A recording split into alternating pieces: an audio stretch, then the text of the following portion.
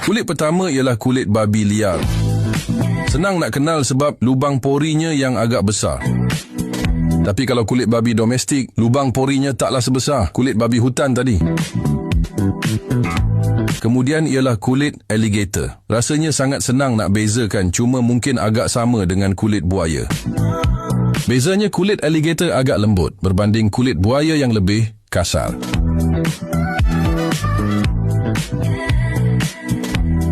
Kemudian ialah kulit dari punggung kuda. Ia ialah kulit kuda, tapi dari bahagian belakang. Yang keenam pula ialah kasut yang diperbuat daripada kulit cicak ataupun kulit biawak. Terusnya ialah kasut yang diperbuat dari kulit unta.